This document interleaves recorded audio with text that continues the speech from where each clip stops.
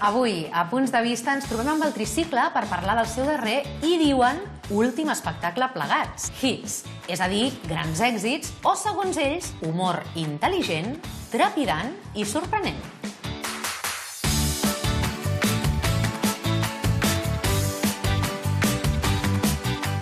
Del món dels llibres coneixem a 3 petites editorials que no només sobreviuen entre els gegants del sector, sinó que basen el seu èxit en l'originalitat de les publicacions que ens proposen.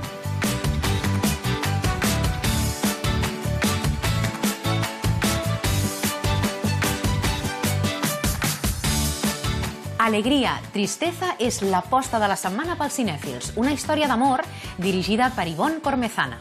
I coneixem els punts de vista de la Joana Santamans, l'artista amb qui ens trobem avui aquí, a l'Espai París, entre les seves...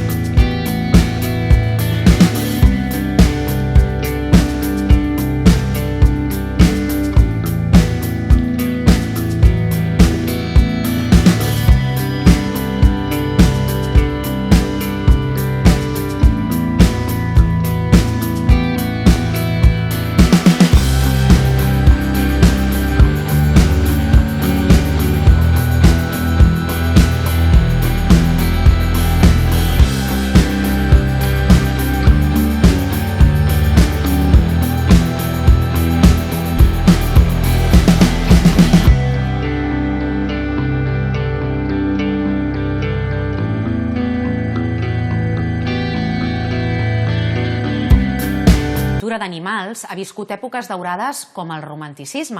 Ara potser es relaciona més amb estudis de biologia, però la nostra convidada és capaç de convertir la ciència en tot un art.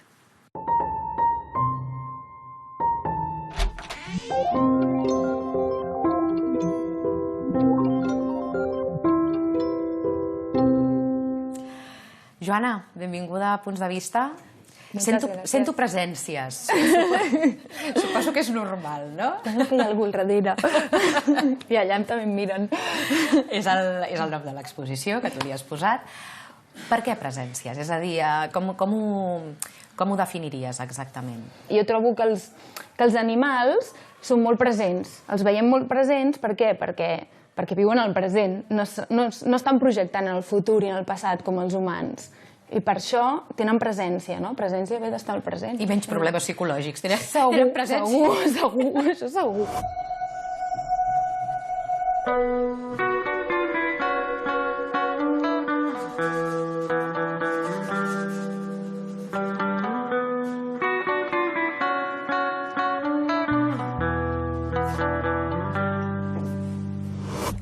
Et centres molt amb aquesta mirada, amb que realment l'animal sembli que està mirant a l'espectador? Sí, clar, és el que busco. Busco aquesta confrontació, face to face, no sé com dir-ho. Vull que l'animal miri a l'espectador. Aquesta mirada que et porta... És com un túnel que et porta al magma de la vida, per mi. Sempre ho dic així, no sé si s'entén o què s'entén, perquè és que al final de les coses importants més val fer silenci.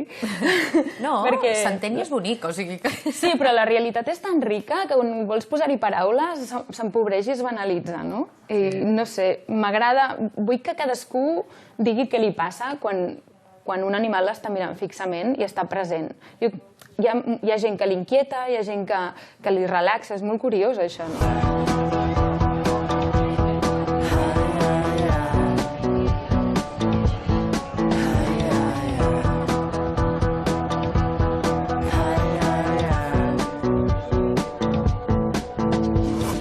I a més, sé que l'os, aquest que dèiem tan gran, no és os, és ossa. Exacte, sí. Els hi arribes a posar nom mentre els pintes?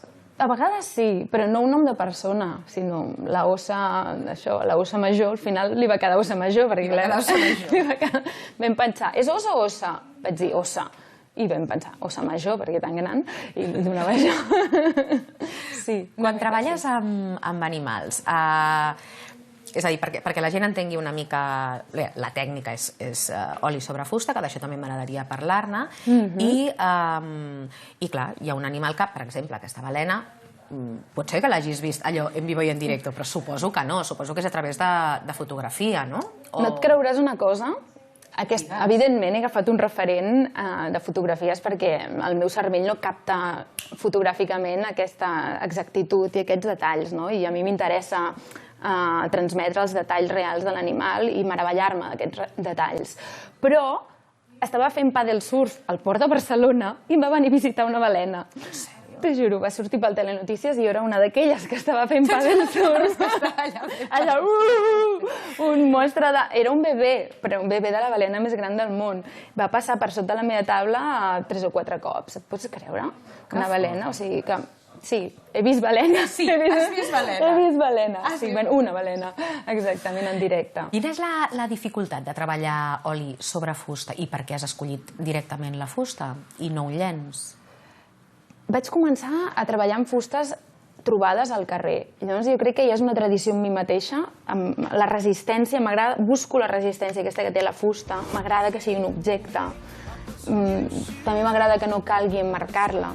Llavors és una evolució de com vaig començar i m'agrada. No sé, quan provo el llenç que cedeix, no m'hi trobo còmoda. De la fusta m'agrada tot, les aigües, l'olor, la fortalesa, el fet que vingui de la naturalesa. Formada en disseny gràfic a l'Escola Eina, de fet crec que uns 7 anys, no? Has estat treballant de dissenyadora... 7 anys de dissenyadora gràfica? Pot ser, sí, perquè és que al final hi va ser un procés on combinava el disseny amb la il·lustració i no saps on comença i on acaba, saps? No va ser sobtat. Per què vas voler deixar el disseny gràfic? No era prou orgànic? Pot ser, no ho sé, saps allò que no t'acabes de sentir que no pots treure tot el teu potencial? Vull dir, tenir una visió de dissenyadora m'agrada. Però, com a dissenyadora, no sé, em sentia com que no podia expandir-me i no em sentia feliç. Necessitaves poder fer... Tocar. Volia embrutar-me les mans, sí. Que si no m'equivoco, la primera vegada que vas tenir una feina remunerada manual va ser... Ai, ara què diràs? Tallant-li els cabells al teu pare? Sí, quito xivat, això. Li va quedar bé, el que és més important. Bueno, és que li feia habitualment. Ah, li feies habitualment? No va ser un cop, no, durant anys. No sé, suposo que ell tampoc té molta exigència. There's nowhere else. Are we lost? Do you know? Time is stretching, time that I spent standing. Treballar amb música és, vull dir, no ho conceps d'una altra manera? Va junt. No? Sí, els auriculars haig de dir que me'ls poso quan faig murals a restaurants o llocs on hi ha una mica d'interferències i ho faig més per concentrar-me. Però sí, sempre poso música a l'estudi, sempre tinc música i em marca... És una mica com una pauta del tempo. Llavors em poso jazz o música clàssica normalment per mantenir la concentració i sin prisa però sin pausa, no? Com diuen. Tu com a artista ets més aviat caòtica o endreçada i metòdica? El segon. Però aviam, també tinc els meus caos, aviam. Per exemple, amb els horaris tinc tendència a caotitzar-me. Més que res, no per res, sinó perquè és que aniria invertida a la societat, saps? Perquè soc nocturna, jo. Però sí, necessito que estiguin les coses visualment ordenades i boniques, agradables, funcionals, no? Arriba algun punt maniàtic o...? Sí, suposo que és de formació professional del disseny, però si estàs sopant amb mi en algun restaurant ho notaràs, vull dir, ordeno les coses. Si hi ha desordre allà, estic alineant el saler amb els coberts, amb el mantel, les estovalletes, saps? Necessito que estigui tot organitzat i fàcil i que no hi hagi facilitat d'abocar les coses, saps? Però en plan funcional, també. No, però escolta... És un bé públic, diguéssim. Vull dir, preferiria estar sopant amb algú que es dediqui a fer això en comptes d'estar whatsappejant amb una altra persona. Sí, bueno, això és un problema que tenim social. Si és un tema d'endreçar taula, amb això.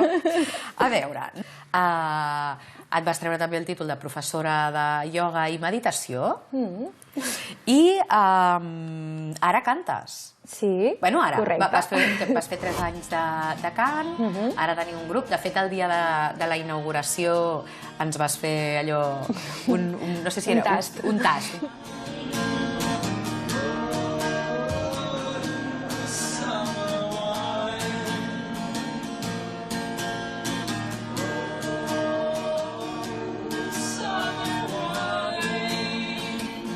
Tampoc pretenc gravar discos i ser superventes, ni molt menys, però m'ho passo bé i crec que quan fas les coses amb alegria i amb amor, arriba, no? I crec que al final la gent em diu això, ostres, ens dones molt bon rotllo, amb Billie Holiday doneu bon rotllo, no? Que és el meu grup.